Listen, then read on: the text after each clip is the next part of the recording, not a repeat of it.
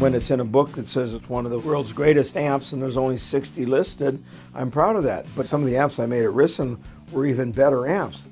When you look at what I did at Risson, it was all word of mouth, so the amp had to sell itself.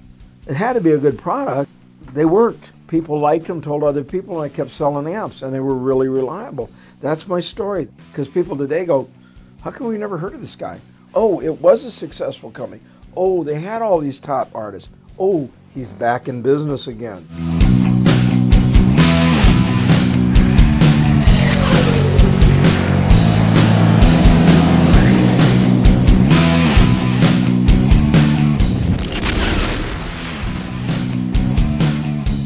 People who used Risson amps. Some of the early people were the Eagles themselves with Bernie Leadon. We had Motley Crue, Slash. We had Poison, Surf Punks, Lita Ford, Joe Walsh, Glenn Campbell, Al Perkins, who played with Dolly Parton, J.D. Souther, Rick Nelson's band, Roger McGuinn and the Byrds, Rick Vito played with Fleetwood Mac, Richie Furay. You're talking, back to Poco and so on.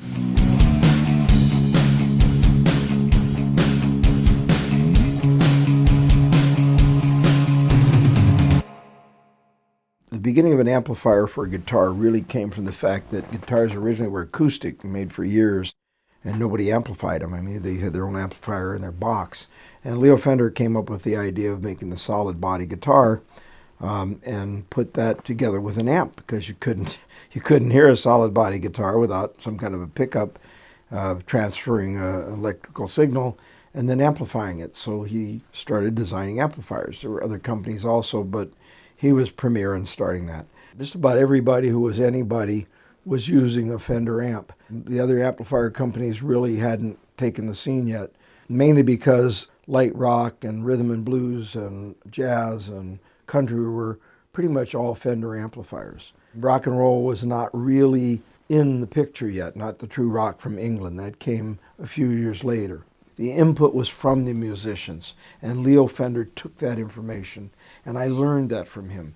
You listen to what musicians want, and then you work on the circuits and you select the speakers. You also listen to them, what they say when it has to do with reliability or when it has to do with portability.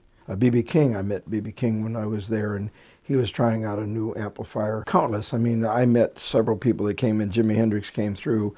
That's really changed my life, because working for Leo was an amazing adventure in my life.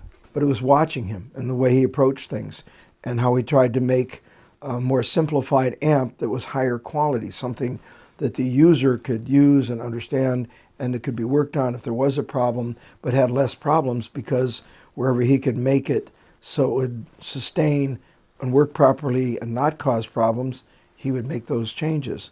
And I learned from him, and that's why the amps I make again today are in line with the kind of thing we made in the 60s.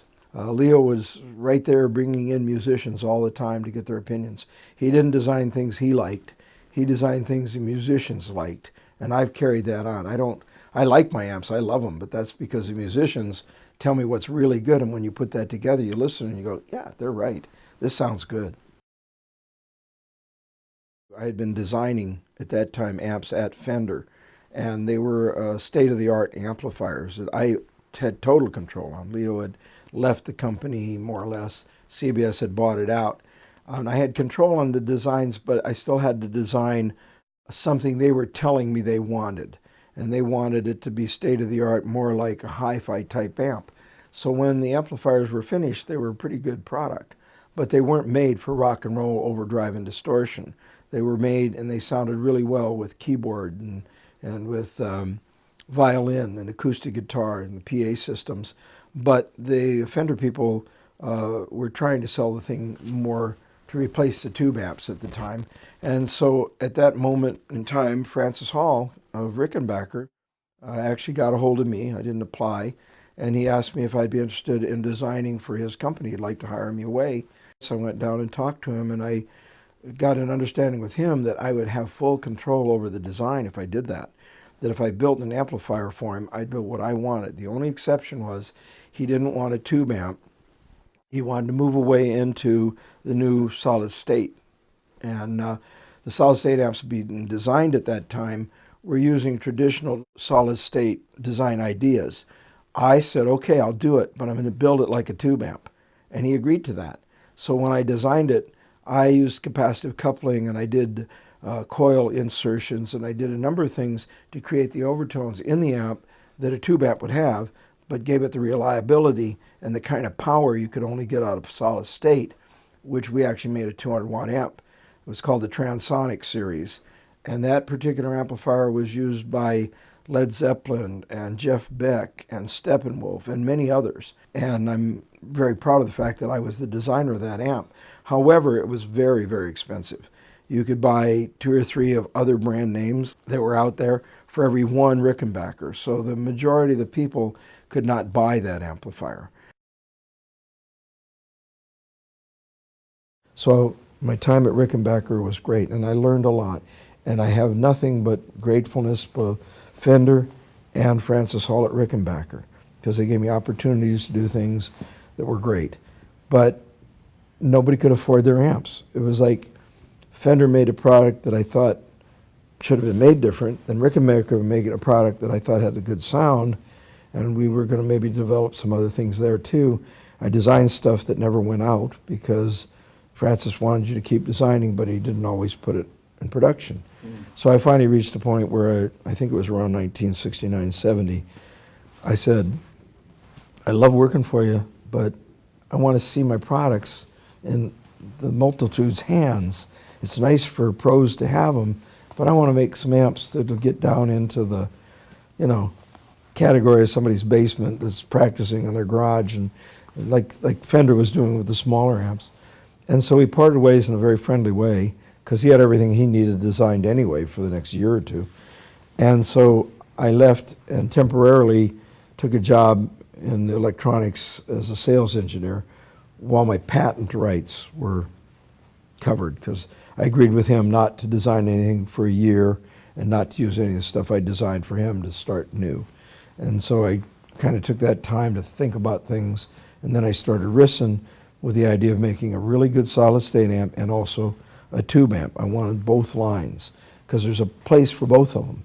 And there's certain things solid state amps will always do better than tube amps. And then there's certain things, if you're an old guy like me and you think of vintage, there's certain things tube amps do that no matter what, and I did a lot of solid state designing and made them very tubey sounding, but they never get the attack, they never get exactly the same overtones, they just aren't the same thing. And so I still love tube amps. I built and designed my own tube amps, which is Risson, and we sold them to everybody from Slash to Motley Crue to Leo Ford and a whole bunch of other people. And they were all sold, never gave something away. Sometimes people think, oh, they used them. We were a little company. I had to sell the amps. We had to take trade-ins on stuff. And we did. We took a lot of trade-ins, which I wish I would have kept because they'd have gone in the rock museums around the country. But nobody back in 1975 or 6 or 7 thought that an amp played by even Rick Nelson or Buffalo Springfield, because I got those amps in too, we sold to them, was going to be some kind of a collector item. You cleaned them up and you put them in the recycler and sold them. In some cases, we even sprayed over the names if they were on the amp. Nobody even knows they have one, or we recovered them because we didn't know they'd be worth anything really, and sold them. I know there's people that are using amps Slash sold or traded in, to us, don't even know it because I sold it and I know that all the names were taken off the stuff. And so, but there was a lot of money that could have been set aside and I could have started a museum. Instead, we sold amps. I reached a point though where disco came in. People that like it, but it wasn't my thing. And for 20-something years, I did nothing but computer consulting. Some of it was really interesting and tied a little in with the kind of thing with music. And I just went around analyzing and setting up network systems. It was nice to help people, but I got tired of all the problems caused by viruses and so on, to the point that I decided I wanted to retire, people were on my case, can you restore this old Fender Twin? Can you work on a Tweed amp? Marshalls, they still want me to work Marshalls, even though I didn't work there. They're based off the old Fender amps anyway, the Basement and stuff. So I started doing that on the side a little bit. I was retired and opened up my warehouse and realized that when I shut the company down, it was a success. Risson amplifiers didn't owe a dime to anybody. The one thing I had done at Risson just prior to shutting it down was a lot of the top groups loved my big amps, but they were too loud to play in small clubs. They were 200 watt, 150 watt. They recorded okay, but you had to play them really loud.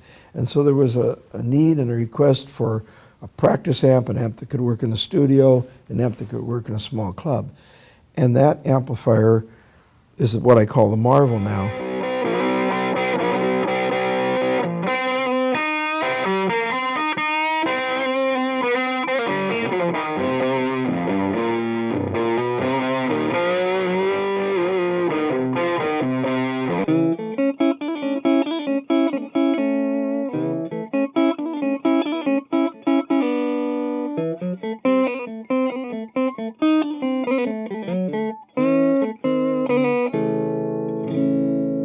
Speaking of the versatility, it's something that every player should use.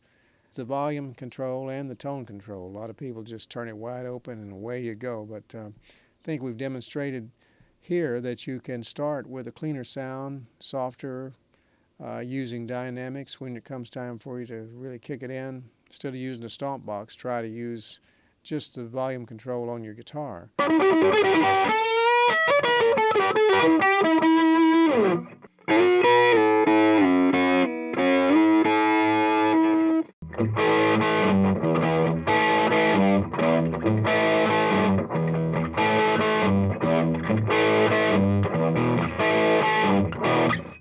Now on the amplifier, it has a preamp and a master control for the volume. Preset that, it has a foot switch where you can kick in a boost. Also has your regular treble, bass, and mid, plus either presence or coloration control called voicing, which covers it all.